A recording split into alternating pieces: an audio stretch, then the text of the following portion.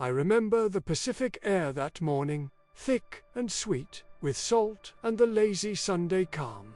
I was there, not physically, but I felt the tremor of that day across the decades. A cold draft of destiny that swept through the quiet docks of Oahu. I heard the roar, not of the surf, but of the engines that tore the silence apart. The high-pitched, tearing shriek of Iechivals and Nakajima Kates descending from a sky that only moments before had been a perfect, innocent blue.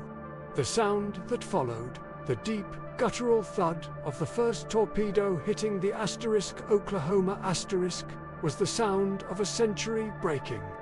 I watched the harbor turn into a cauldron, a spectacle of fire and impossible violence. The smoke, thick and black, immediately became a funeral shroud for the proud battleships. Rising hundreds of feet into the air, I could smell the burning oil, the aviation fuel, and the metallic temps of blood in the humid, chaotic wind. My eyes were fixed on the Arizona, a beautiful, silent mausoleum, even as the world detonated around her. We often remember the raw horror, the ships twisted and sinking, the faces of the young men lost in the inferno. But I noticed something else, a shadow beneath the immediate devastation, a colossal, strategic omission that would define the entire Pacific War, a decision I still wrestle with today. The Japanese focus, rooted in their naval doctrine, was a beautiful, deadly simplicity. Eliminate the American fleet's heavy capital ships.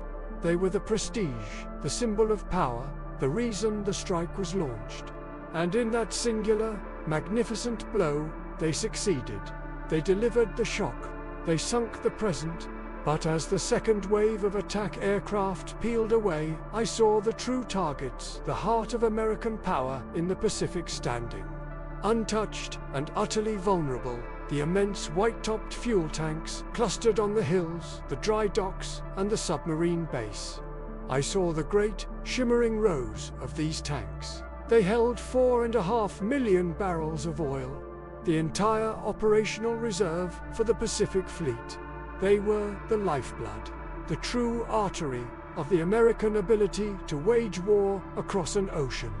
They were the logistics, the months of deployment, the very pulse of our future counterattack, and yet the Japanese planes ignored them. I knew, even as the smoke cleared, that the battleships were merely metal. They could be raised, repaired, replaced.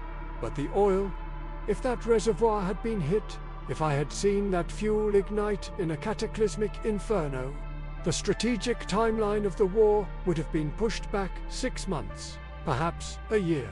The fleet would have been forced to retreat to the west coast simply to refuel, abandoning the Pacific theater entirely.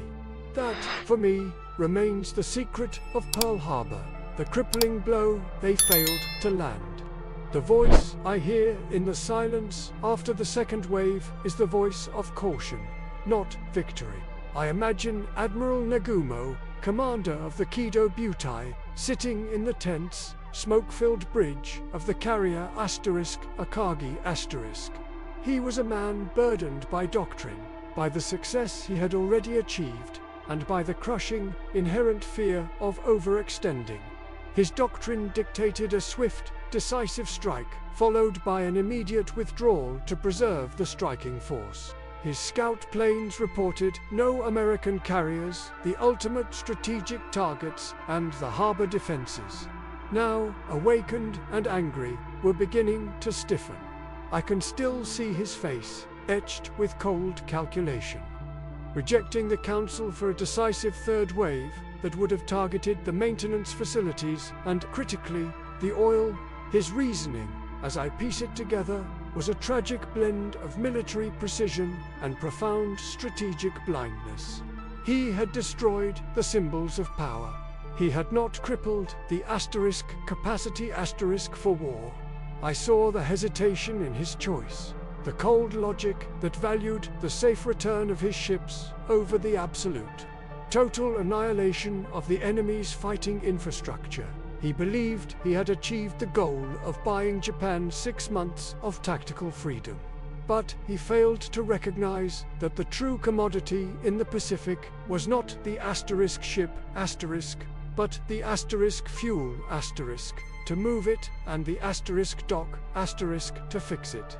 He had sunk the American Navy's body, but he had left its circulatory system untouched. The echo of the last plane faded, and I was left with the smell of scorched metal and the realization of what was spared. My gaze was on those perfect, shimmering rows of fuel tanks.